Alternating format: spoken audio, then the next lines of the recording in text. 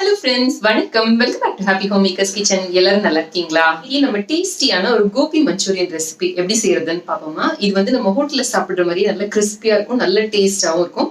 வாங்க இப்ப எப்படி செய்யறதுன்னு பாப்போம். காலிஃப்ளவரை இந்த மாதிரி சின்ன சின்ன பூவா கட் பண்ணி வச்சுக்கோங்க. நல்லா சுத்தம் செய்து எடுத்துக்கோங்க. நான் இன்னைக்கு ஒரு மீடியம் சைஸ் காலிஃப்ளவர் எடுத்திருக்கேன். ஒரு 6 பல்லு பூண்டை இந்த மாதிரி நல்ல பொடியாக கட் பண்ணி வச்சுக்கோங்க.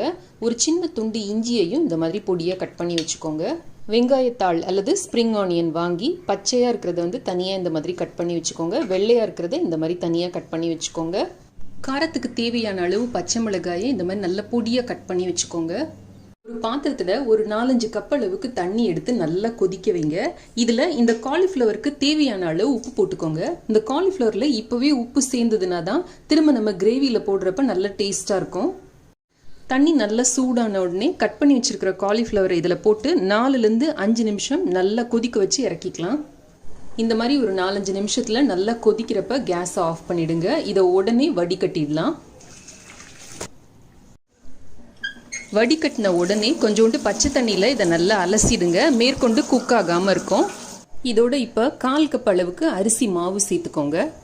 1/4 கப் அளவுக்கு சோள மாவு சேர்த்துக்கோங்க. காரத்துக்கு தேவையான மிளகுத்தூள், இதை எல்லாத்தையும் சேர்த்து ஒரு பூவையும் நல்லா அந்த மாவு கோட் பண்ணுற அளவுக்கு கலந்து விட்டுக்கோங்க. தண்ணி எதுவும் சேர்க்க தேவையில்லை. இந்த காலிஃப்ளவரில் இருக்கிற தண்ணியே போதுமானதாக இருக்கும். உங்களுக்கு விருப்பமான இதில் நீங்கள் இஞ்சி பூண்டு பேஸ்ட்டு ஒரு 1/2 டீஸ்பூன்லேருந்து 1 டீஸ்பூன் வரைக்கும் சேர்த்துக்கலாம். ஆனால் நான் இன்னைக்கு சேர்க்கல. மஞ்சூரியன் நல்ல கிறிஸ்பியாக வரத்துக்கு நம்ம அதை 2 தடவை பொரிச்சு எடுத்துக்கணும். முதல்ல வந்து கம்மியான சூடில் நம்ம எண்ணெய் சட்டியை ஹீட் பண்ணணும். ஹீட் பண்ணிட்டு ஒரு தடவை பொரிச்சு ஒரு 2 மினிட்ஸ்ல அதை எடுத்து வச்சிடணும். அப்புறம் கொஞ்ச நேரம் கழிச்சு எல்லாத்தையும் சேர்த்து போட்டு நல்லா ஹை ஹீட்ல ஒரு தடவை பொரிச்சு எடுத்தோம் அப்படின்னா நம்மளோட மஞ்சூரியன் வந்து நம்ம சர்வ் பண்ற வரைக்கும் நல்ல கிறிஸ்பியாவே இருக்கும். இப்போ எண்ணெய் லேசான சூடில் இருக்கு. இதை போட்டு ஒரு தடவை பொரிச்சு எடுத்துக்கலாம். ஒரு 1 or 2 மினிட்ஸ் ஃப்ரை பண்ணால் போதும். ஃபுல்லும் ஃப்ரை பண்ண வேண்டாம். இப்போ 1 நிமிஷம் பொரிஞ்சிருக்கு. இதை எடுத்து நான் பக்கத்தில் இருக்கிற ஒரு கடாயில் போட்டுக்கிறேன். இதே கடாயில் தான் நான் சாஸ் பண்ண போகிறேன். ஸோ அதுலேயே எடுத்து இதை போட்டுக்கிறேன். இப்போ இந்த மாதிரி எல்லா காலிஃப்ளவரையும் ஒரு தடவை இந்த மாதிரி பொரிச்சு எடுத்துக்கிட்டு அதுக்கப்புறம் தீயை நல்லா ஹையில் வச்சு நல்லா ஹை ஹீட்டில் இப்போ நம்ம பொரிக்க போகிறோம். இப்போ எண்ணெய் இந்த மாதிரி நல்லா காஞ்ச உடனே திரும்ப இதை போட்டு ஒரு தடவை நல்லா பொரிச்சு எடுத்துக்கலாம். இப்போ பார்த்தீங்கன்னா நல்ல கிறிஸ்பியாக இருக்கு. நான் இப்படி எடுத்து போடுறப்பே உங்களுக்கு அந்த சத்தத்திலே தெரியும் பாருங்கள். இப்போ இதை எடுத்துடலாம்.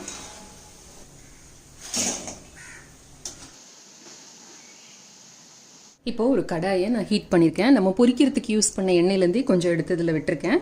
ஒரு டேபிள் ஸ்பூன் அளவுக்கு எண்ணெய் விட்டால் சரியாக இருக்கும். இப்போ இதில் பொடியாக நறுக்குன பூண்டு சேர்த்துக்கிறேன். பொடியாக நறுக்குன இஞ்சியும் பூண்டும் நல்லா வதங்கின உடனே கொஞ்சோண்டு வெங்காயத்தாள் ஒயிட் பார்ட் மட்டும் போட்டுக்கலாம். இதையும் சேர்த்து இப்போ நல்லா ஹை ஃப்ளேமில் வச்சு இதை வதக்கிக்கலாம்.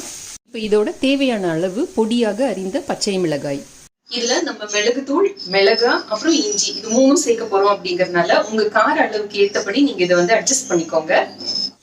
நம்ம காலிஃப்ளவரை மிக்ஸ் பண்ணோம் பார்த்தீங்களா, அதே பவுலில் ஒரு 2 டேபிள் ஸ்பூன் அளவுக்கு கார்ன்ஃப்ளவர் எடுத்துக்கோங்க. இதோட ஒரு 1/2 கப் அளவுக்கு தண்ணி சேர்த்து நல்லா கரைச்சிக்கோங்க. இது எல்லாம் சேர்ந்து பச்சை வாசனை போக நல்லா வதங்கின உடனே நம்ம கரைச்சி வச்சிருக்கிற இந்த கார்ன்ஃப்ளவர் மாவை இதில் சேர்த்துக்கலாம். நல்லா இந்த மாதிரி கலந்து விட்டு சேர்த்துக்கோங்க. இல்லாட்டி கார்ன்ஃப்ளவர் மாவு அடியில் போய் தங்கிடும். கார்ன்ஃப்ளவர் மாவு சேர்த்த உடனே கலக்கி விட ஆரம்பிங்க. விட்டுட்டோம் அப்படின்னா அப்படியே கட்டி தட்டிடும். நல்லா இது பளபளன்னு வந்துடும். இப்போ 1 நிமிஷத்துக்குள்ளார இப்போ பார்த்தீங்கன்னா நல்ல பளபளன்னு வந்துருச்சு பாருங்கள். இந்த ஸ்டேஜில் இதில் 1 டேபிள் ஸ்பூன் அளவுக்கு சோயா சாஸ் சேர்த்துக்கோங்க. 1 டேபிள் ஸ்பூன் அளவுக்கு கிரீன் சில்லி சாஸ் சேர்த்துக்கோங்க. இது எப்படி வீட்லேயே செய்யறது அப்படிங்கிறதுக்கான ரெசிபி லிங்க் நான் உங்களுக்கு டிஸ்கிரிப்ஷன் பாக்ஸில் கொடுக்குறேன். இதுவுமே உங்கள் கார அளவுக்கு ஏற்றபடி பார்த்து சேர்த்துக்கோங்க. இதோட 2 டேபிள் ஸ்பூன் அளவுக்கு தக்காளி சாஸ், இதுவும் வீட்டில் எப்படி செய்யறது அப்படிங்கிறதுக்கான ரெசிபி லிங்க் நான் உங்களுக்கு டிஸ்கிரிப்ஷன் பாக்ஸில் கொடுக்குறேன். இப்போ இதை சேர்த்து நல்லா கலந்துக்கோங்க. இதில் இப்போ 1 டேபிள் ஸ்பூன் அளவுக்கு வினிகர் சேர்த்துக்கிறேன். நீங்கள் தனித்தனியாக ஆட் பண்ணுறதுக்கு பதில் கார்ன்ஃப்ளவர் நம்ம கரைச்சோம் பார்த்தீங்களா, அதோடையே இந்த சாஸ் எல்லாத்தையும் கலந்து கூட நீங்கள் ஒன்றா ஊற்றிக்கலாம். எல்லா சாஸ்லேயும் உப்பு இருக்குங்கிறதுனால தேவைக்கு எவ்வளவோ பார்த்துட்டு சேருங்க. நீங்க வீட்டுல விருந்தினர்கள் வரப்போறாங்க, அதுக்காக பண்றீங்க அப்படின்னா இந்த காலிஃப்ளவரை நல்லா பொரிச்சு ஒரு கிச்சன் டவல்ல ஒரு பாத்திரத்துல போட்டு அதுல அதை போட்டு வச்சிட்டீங்க அப்படின்னா அந்த வேர்வை எல்லாம் அது உறிஞ்சிக்கும். அது கிறிஸ்பாவே இருக்கும். இந்த சாஸை செய்து நீங்க தனியா வச்சுக்கோங்க.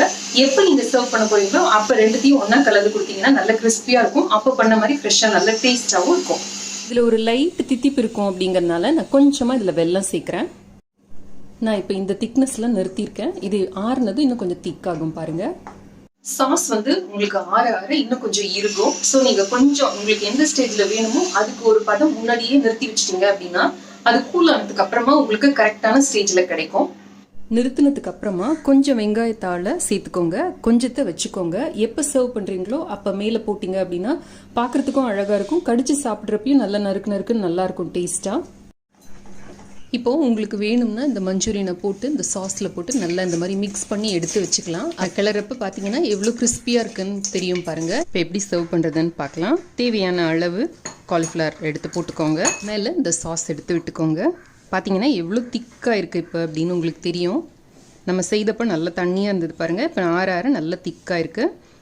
இப்படி மேலே விட்டுட்டு வெங்காயத்தாளை மேலே நல்லா இந்த மாதிரி தூவி கொடுத்துருங்க. சப்பாத்தி, ஃப்ரைட் ரைஸ், நான், புலாவ் எல்லாத்தோடையும் இது ரொம்ப நல்லா இருக்கும். ஈவினிங் வெறும் ஸ்டார்டரா கூட நம்ம இதை செய்து கொடுக்கலாம், ரொம்பவே நல்லா இருக்கும். இந்த டிஷ் உங்களுக்கு ரொம்ப பிடிச்சிருக்கும்னு நினைக்கிறேன். அவசியம் இதை ட்ரை செய்து பாருங்க. ட்ரை செய்து பார்த்து எனக்கு உங்களோட கமெண்ட்ஸையும் ஃபீட்பேக்கையும் கீழே இருக்கிற கமெண்ட் செக்ஷன்ல எழுதி அனுப்புங்க. இந்த வீடியோ பிடிச்சிருந்ததுன்னா லைக் பண்ணுங்க, நம்ம சேனலுக்கு சப்ஸ்கிரைப் பண்ணி ஹாப்பி ஹோம் மேக்கர் குடும்பத்தில் ஒரு அங்கத்தினரா மாறிடுங்க. இணைந்திருங்கள் ஹாப்பி ஹோம் மேக்கருடன். என்னாலும் நன்றி, வணக்கம். ஆரோக்கியமான சமையல், ஆனந்தமான வாழ்க்கை.